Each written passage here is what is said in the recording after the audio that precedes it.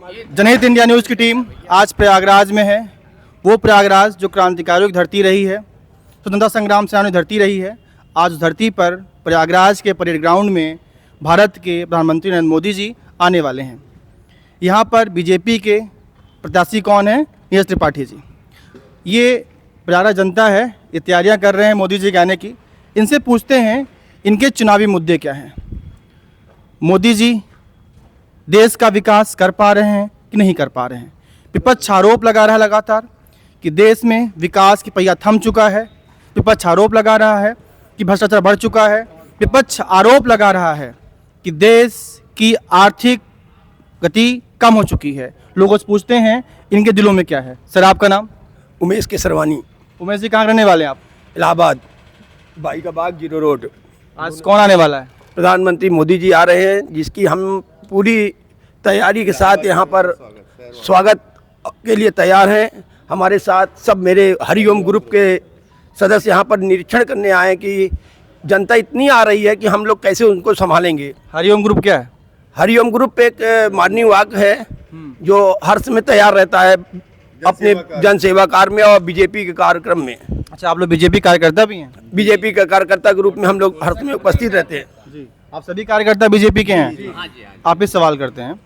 विपक्ष आरोप लगा रहा है कि देश में भ्रष्टाचार की जड़ें मजबूत हो रही हैं।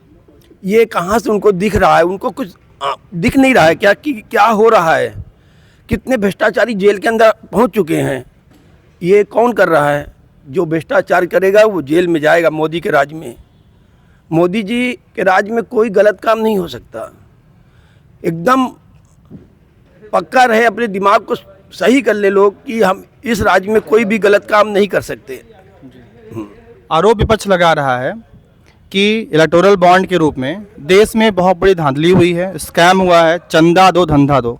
विपक्ष आरोप लगा रहा है बीजेपी पे, इस पर क्या कहेंगे आप? देखिए, विपक्ष का काम है आरोप लगाना और मोदी जी का काम है काम करना। तो मोदी जी अपना काम कर रहे हैं और विपक्ष अपना आरोप लगाता है। आपको स्कैम नहीं दिख रहा? मोदी जी अपने पूरे पक्के हैं, वो एक एक करके उस सबको पीछे भेजते जा रहे हैं और योगी जी उनके साथ हैं। सर मैं सब पे आ रहा हूँ। सर, आपका नाम? ओम प्रकाश गुप्ता। गुप्ता जी, कहाँ रहने वाले हैं आप? यहीं प्रयागराज, इलाहाबाद। इलाहाबाद के। मोदी सरकार में प्रयागराज को क्या मिला? अब यहाँ पे तो बहुत सारी चीज़ें बना हुआ है, बहुत से ओवरब्रिज बने हैं, फ्लाईओवर बना हुआ है, नए पुल बने, सड़कें बहुत अच्छी बन गई हैं, आने जाने में बहुत आराम हो गया, पहले से बहुत सहूलियत हो गई है। आपका नाम? नरेंद्र केसरवानी। नरेंद्र जी, कहाँ रहने वाले हैं? इलाहाबाद। इलाहाबाद रहने वाले। प्रयागराज की इलाहाबाद? जी, प्रयागराज रामबाग से है। सॉरी चाक घाटी रहने वाले हैं? जी। सवाल आपसे हमारा ये है हाँ जी, कि प्रयागराज में संगम आपका है, हाँ जी, जिस हिसाब से काशी, मथुरा और जगहों का विकास उज्जैन का हुआ है, हाँ जी। प्रयागराज में एक कॉरिडोर क्यों नहीं बन पाया अभी तक? बन रहा है सर। ये हमारे हनुमान जी हैं बंदवा जी के, वहाँ पे आप चल के देखिए, इतना विशाल काम लगा हुआ, इतना विशाल काम कि संभवतः लग रहा है कि हम लोग शायद काशी विश्वनाथ जी से भी बड़ा प्रोग्राम पाएंगे। आने वाला ये महाकुंभ है, उसमें आप हमारे प्रयागराज को देखिएगा। ये हम पूर्ण विश्वास के साथ कह रहे हैं। यानी कि मिशन प्रयागराज चालू है? जी, फुल गंगा के घाटों को पक्का किया जा रहा है? पक्का किया जा रहा है। कोई भी आके चेक कर ले, देख ले, काम पूरी जोर तोड़ से चल रहा है। अब की बार विपक्ष आरोप लगा रहा है कि बीजेपी 400 पार क्या 150 पार नहीं कर पाएगी, इस पर क्या कहेंगे आप? सबके साथ, बीजेपी के साथ 400 पार, 100% 400 पार। पूरा विश्वास है? पूरा विश्वास है। 101%? 101%, 110%। विपक्ष झूठ बोल रहा है? विपक्ष का तो काम ही है अपने को जो है साबित करना। हाँ सर, आपका नाम? अच्छा, आप जी। सर, आपका नाम? पंकज कुमार केशव। पंकज जी, कहाँ रहने वाले आप? प्रयागराज। प्रयागराज रहने वाले आप। मोदी जी का कहना है कि मैंने 10 सालों में देश में बहुत ज़्यादा विकास किया है। तो कौन से विकास किया, आप बताइए। विकास सभी दिखता है, रोडें बनवाए, मंदिरों में कॉरिडोर वगैरह भी एक दो बनाए, तीर्थ स्थान में खूब अच्छे व्यवस्था हो गए। जो पहले पब्लिक नहीं पहुंच पाती थी, उसमें पहुंचने में थोड़ा उनको सुविधा अच्छी हो गई है। पहले पहुंचने में असुविधा होती थी। यही सब है, पूरे कार्य दिख रहे हैं। विपक्ष आरोप लगा रहा है कि बीजेपी सिर्फ राम के नाम पर वोट मांगती है, काम कुछ करती नहीं है। देखिए, मोदी जी का मिशन है अपना पुराना अस्तित्व भी और नया विकास भी। अगर हम अपने भगवान राम को लाएं, सभ्यता को भी हाँ, और संस्कृति को भी और आधुनिक विकास को भी, जिससे कि हम अपने बच्चों को, अपनी आने वाली पीढ़ियों को अपने संस्कृति के बारे में बता सकें कि हमारा ये था, भगवान राम यहाँ पैदा हुए, भगवान कृष्ण यहाँ पैदा हुए, तो उसमें बुरा क्या है? कोई बुराई नहीं है। हम अपने बता रहे, कांग्रेस के शासनकाल में मुगलों का बताया जाता था किताबों में। 1950 से लेकर 1990 तक मुस्लिम शिक्षा मंत्री था केंद्र में, हमेशा मौलाना आज़ाद काफ़ी दिन तक थे, जो कि मुस्लिमों का सारे कथाओं को बढ़ाया उन्होंने, हिंदुओं को कोई नहीं बढ़ाया। तो एक ऐसा अभी आया हमारा नेता जो कि हिंदुओं के मंदिरों को जीर्णोद्धार कर रहा है। अभी हिंदू पहले गौरवान्वित नहीं महसूस करता था, मोदी के राज में, योगी के राज में हिंदू अपने को गौरवान्वित महसूस करता है, हिंदू गर्व से बोलता है हम हिंदू हैं, पहले दबता था वो। आपका नाम? रुपेश केसरवानी। रुपेश जी, कहाँ रहने वाले हैं आप? यहीं इलाहाबाद मुट्ठीगंज के। इलाहाबाद मुट्ठीगंज के। मुद्दा उठा रहा है विपक्ष बड़ा जोरदार का, जो है महंगाई और बेरोजगारी, इस पर क्या कहेंगे आप? महंगाई बेरोजगारी कहाँ है? समय के साथ सब कुछ है, सब संतुलित है, ठीक है, ऐसा कुछ नहीं। कैसे बैलेंस आप कह रहे हैं? बिल्कुल बैलेंस है। किस रूप से बैलेंस बताइए? कहाँ से हमने आपको बता दें, आप जो है अपनी ज़मीन की कीमत 1 लाख की आज 1 करोड़ पा रहे हैं, ठीक है, गैस सिलेंडर को 400 से आप 800 नहीं ले पा रहे हैं, आपकी तो वो वैल्यू बहुत बढ़ गई, उसके कीमत, उसके आगे तो कोई महंगाई नहीं बढ़ी ना। आप कहना चाह रहे हैं कमाई बढ़ी, महंगाई बढ़ी, कोई दिक्कत नहीं, आप ये कहना चाह रहे हैं? बिल्कुल, कमाई भी बढ़ी है, तो समय के साथ चीज़ों का भी थोड़ा बहुत बढ़ाई है। लेकिन विपक्ष आरोप लगा रहा है, बड़ी दिक्कत है इस बार। हाँ सर, आपका नाम? श्याम जी। श्याम जी, कहाँ रहने वाले आप? क्षेत्रीय निवासी हूँ, प्रयागराज के रहने वाले हैं। मोदी जी पर आरोप लगते हैं हमेशा ही कि धर्म के नाम पर वोट मांग रहे हैं, विकास कुछ किए नहीं है, रोजगार कुछ दिए नहीं, महंगाई कुछ काबू में है नहीं, इस पर क्या कहेंगे आप? विपक्ष बिल्कुल निराधार बातें कर रहा है। धर्म के नाम पे वोट तो मांग रहे हैं, तो इसमें बुरा क्या है? हम अपने देश में ही आज सेकेंडरी हो गए, हम दूसरे दर्जे के नागरिक हो गए, हम अपनी आइडियोलॉजी खो, हम अपनी पहचान खोता चला जा रहा है। हिंदू को जगाया है इन्होंने, उसके अंदर आत्मविश्वास पैदा किया। विपक्ष तो कहता है हिंदू है क्या? हिंदू कुछ नहीं, बावन, ठाकुर, बनिया, ST SC सब हिंदू है ही कहाँ है? नहीं, सारे हिंदू हैं। विपक्ष का काम है गुमराह करना, उसके पास कोई मुद्दा नहीं। विपक्ष का काम तोड़ना, गुमराह करना, क्या करना है? गुमराह करना, तोड़ना। हिंदू को जातियों में बांटना, जैसे अभी इन्होंने राहुल गांधी ने मुद्दा उठाया पिछड़ों की खत्म हो जाएगी, कहाँ खत्म होने जा रही है? ये केवल हिंदुओं को वोट बैंक के हिसाब से बांट देना कि पिछड़ा अलग उनको दे दे, अगला उनको दे दे। हिंदू एक है, चाहे पिछड़ा हो, चाहे जो भी जाति का हो, हिंदू एक है, हिंदू एक रहेगा। मोदी जी ने हमारे देश का, हम लोगों के ऊपर जो कलंक था, अयोध्या का मंदिर, हम लोगों के लिए शर्म महसूस करते थे कि मंदिर, राम लला का मंदिर नहीं बन पा रहा है, वो उन्होंने बनाया। धारा 370 जो देश के लिए अभिशाप था, उसको हटाया है। सबसे बड़ा काम तो हमको ये दिखता है। हमारे भगवान कितनी देर का समय से टेंट में बैठे हुए थे, फटे टेंट में, आंधी चलती थी, खुला हुआ क्षेत्र था, टेंट फट जाते थे, उसी टेंट के नीचे रहते थे। आज भगवान को एक विशाल मंदिर मिला, ये हमारे देश के लिए कितनी बड़ी बात है। सारे हिंदू, चाहे विपक्ष कुछ भी कह ले, हमको जातियों में चाहे जितने बांटने की कोशिश कर ले, वो कर नहीं पाएगा। मजबूत इरादे हैं जी, बिल्कुल। आप कुछ बोल रहे हैं?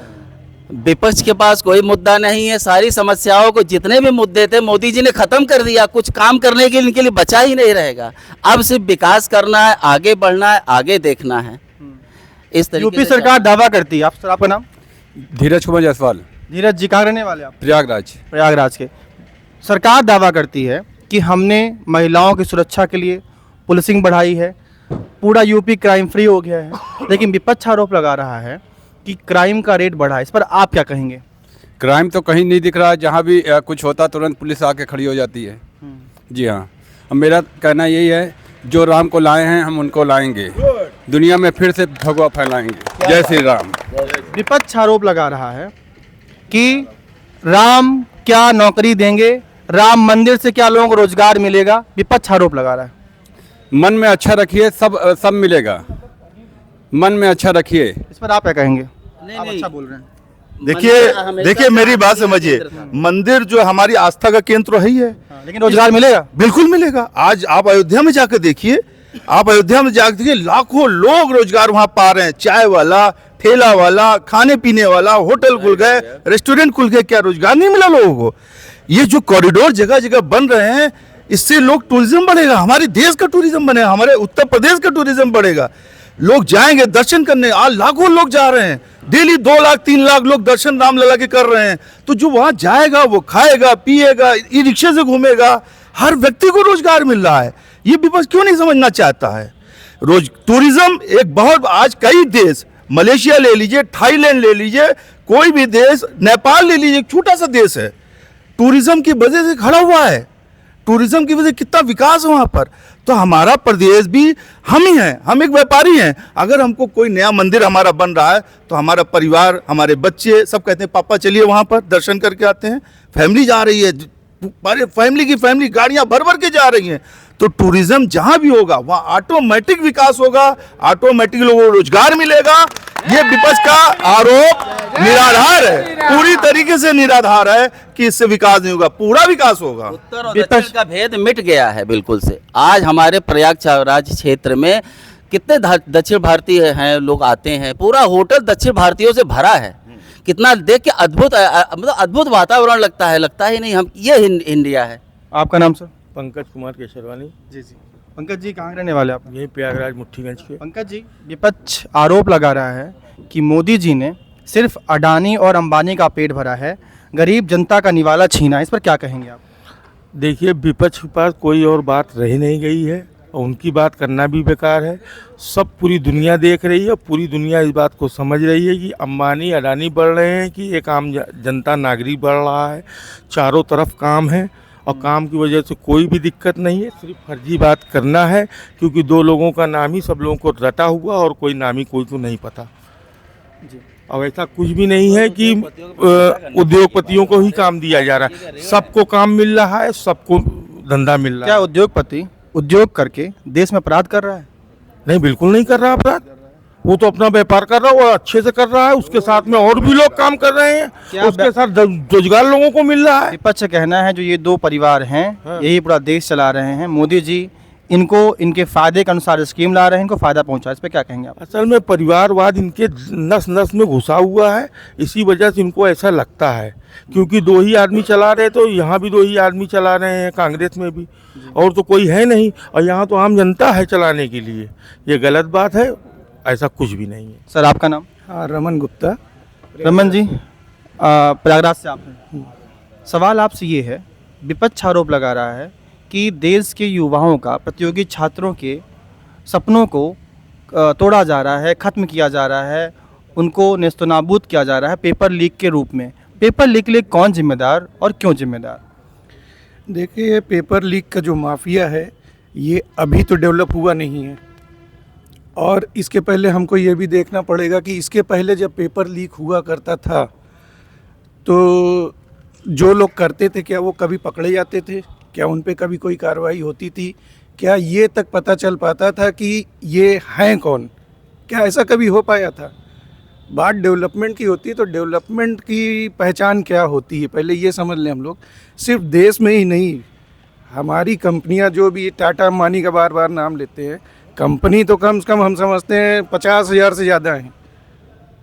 तो ये भी जानने की ज़रूरत है कि हमारी कंट्री का जो 50 कंपनीज़ जो बाहर की कंपनीज़ को ख़रीदती जा रही हैं, तो सपोज़ एग्ज़ाम्पल के लिए एक टाटा कंपनी ने अगर किसी कंपनी को ख़रीदा, एग्ज़ाम्पल के लिए जैगुआर को ख़रीद लिया या TCS ने ख़रीद लिया किसी सॉफ्टवेयर कंपनी को, तो जो बाहर की कंपनीज़ का भी अधिग्रहण कर रहे हैं ये लोग, तो उनका 50 देशों में जो व्यापार फैला हुआ है, जब आप किसी को टेक ओवर करते हैं तो उसके 25 कंट्री के व्यापार को भी टेक ओवर कर लेते हैं। तो अब है क्या कि हम लोग ग्लोबल हो रहे हैं और लोकल कैसे हो रहे हैं? लोकल को समझिए कि क्या हम, मुझे नहीं याद है कि अबव 50 में हूँ कि कभी ऐसा हुआ हो कि देश के कोने में कहीं गली कूते में कोई व्यक्ति बैठा हो और प्रधानमंत्री का नाम भी जानता हो। यहाँ तक तो उसके रोड जो है उसके द्वार तक पहुंच गई है। क्या कभी ऐसा हुआ है क्या? अब ये देखिए कि बात इस पे बार बार करते हैं कि अडानी अंबानी, अडानी अंबानी। अडानी अंबानी तो बहुत इम्पोर्टेंट बात है ही है भाई। अगर मुख्तार अंसारी और अतीक अहमद बहुत आगे बढ़ जाते हैं तो वो ज़्यादा बेटर था कि अडानी अंबानी आगे बढ़ जाते हैं और दुनिया की कंपनियों को खरीद लेते हैं। और एक कंपनी जो 2500 कंट्री के कंपनी में इन्वॉल्व हो गई तो आपका जो देश का नागरिक है वहाँ तक जाके नौकरी कर रहा है। और सिर्फ नौकरी ही नहीं कर रहा है, चूँकि मैन्युफैक्चरिंग हब भी डेवलप हो रहा है। चूँकि मोदी जी ने एक सिस्टम डेवलप किया है कि जो भी यहाँ माल बेचेगा इंडिया में उसको यहीं मैन्युफैक्चरिंग करनी पड़ेगी, यहीं उसको रोज़गार देना पड़ेगा। सिर्फ यही नहीं, उसको टेक्नोलॉजी भी शेयर करनी पड़ेगी। तो टेक्नोलॉजी शेयर करने का मतलब क्या हुआ? अब हम लोग डिफेंस कंपनी का अगर कुछ सिस्टम देखें तो पहले जूता मोजा और शील्ड और बंदूक लेना कठिन था, आज हम एक्सपोर्ट करने की पोजीशन पे पहुंच गए हैं। यानी कि देश डिफेंस सेक्टर में भी ग्रोथ कर रहा है। सवाल एक सवाल इम्पोर्टेंट सवाल ये है, जिस तरीके से विपक्ष आरोप लगा रहा है अडानी अंबानी को, तो उससे क्या कहीं पर भी देश में जो इन्वेस्टमेंट आ रहा था उस पर कहीं रोक लग रही क्या? मतलब एक अफवाह फैल रही है कि नहीं भैया इस देश में व्यापारियों के खिलाफ एक चलता है, मुहिम चलती है जो कि निराधार होती है। देखिए, आरोप लगाना अच्छी बात है। अच्छा, ये अडानी अंबानी की कंपनियों का रोजगार के क्षेत्र में क्या रोल है? रोजगार के क्षेत्र में तो ये रोल है कि आप ऐसे ही समझ लीजिए कि एक कोई भी कंपनी आप उठा लीजिए, टाटा हो, रिलायंस हो, कुछ भी, तो इनके पास 2-2 लाख एम्प्लॉई हैं। कोई 1, 2, 10, 20, 50 नहीं है। और ये लोग जो अभी तक कुछ एरिया तक सीमित थे, तो अब जैसे यूपी है, बिहार है, अब बिहार में भी कितनी ज़्यादा फैक्ट्रीज जा रही हैं और यूपी में गोरखपुर में योगी जी इतना अच्छा काम कर रहे हैं, वहाँ पे कितनी बड़ी बड़ी कंपनीज इन्वेस्टमेंट कर रही हैं। यहाँ पे भी जो इन्होंने ऐसे ढंग से डिवीज़न किया है कि जहाँ आम होता है वो आम का सिस्टम डेवलप करें और अपने को व्यापार वहाँ से बढ़ाएं। अब कानपुर का जो चमड़ा उद्योग है उसको वहाँ से डेवलप करें। तो सबके लिए स्पेशल प्रावधान बनाया जा रहा है। 10 सालों में प्रयागराज को क्या खास मिला? एम्स क्यों नहीं मिल पाया अभी तक? एम्स अपनी जगह तो है ही है, रिक्वायरमेंट तो है ही है। ये भी तो मोदी जी आज आ रहे हैं, तो आप लोग टच में तो उनके रहेंगे, तो उनसे कुछ मांग करेंगे आप लोग? क्यों नहीं मांग करेंगे? क्या मांग करेंगे? मांग तो यही करेंगे कि हमारे यहाँ जो हॉस्पिटल्स और एजुकेशन की जो सिस्टम है, जो जिस तरह से थोड़ा सा प्राइवेट चार्जेस किए जा रहे हैं और उनका कोई मापदंड नहीं है। एग्जाम्पल के लिए अगर आपका कोई इलाज कराने जाता है तो उसका इलाज किस पैटर्न पे हो रहा है ये पारदर्शिता नहीं है। तो इसकी मांग करेंगे आप? जरूर करेंगे भाई। उसको कितना इंजेक्शन लगा, क्यों लगा, उसका जो डायग्नोसिस हुआ था उस पे वो सिस्टम पे था कि नहीं और उस पर कितना चार्ज किया गया, आप उचित चार्ज उससे ले लीजिए। मगर आप इतना इस सिस्टम को थोड़ा सा, आज मोदी जी भी आ रहे हैं, आई थिंक योगी जी भी आएंगे लग रहा है ना? तो आप लोग उनसे प्रयास करेंगे कि वादा करा लें उनसे कि नहीं मैं प्रयागराज को एम्स दूंगा? नहीं, ऑलरेडी वो लोग इस खुद चीज़ों में प्रयासरत हैं। 10 सालों में तो नहीं मिल पाया ना। बात खाली 10 सालों की नहीं। आज क्या करेंगे? आज ले लेंगे, आज एम्स मांग लेंगे ना? मांगेंगे, धाड़ से मांगेंगे, जिद करेंगे उनसे ना? जिद कर लेंगे, आज देना ही पड़ेगा उनको, क्योंकि मैंने बहुत जरूरत है इलाहाबाद को। मैं 3-4 दिन पहले रायबरेली में था, है ना, वहाँ मैंने देखा कांग्रेस ने विकास तो जो किया तो किया, अच्छा किया, उन्होंने वहाँ एम्स दिया है। तो प्रयागराज के लिए एम्स तो एम्स आज बोलेंगे, योगी जी भी और मोदी जी भी बोलेंगे और मेरी लिए की आवाज वहाँ तक पहुँचेगी और उनको देना होगा। यहाँ और जनता से कहिएगा भैया एम्स की मांग करें आज, है ना, क्योंकि हाँ आपके हक का है, तो चाहिए एम्स, बहुत जरूरत है। इधर आइए मैडम, इधर आइए, अरे आइए इधर आइए, इधर आइए, आपका नाम बताइए। नाम क्या आपका? मेरा नाम है मीरा देवी सोनकर।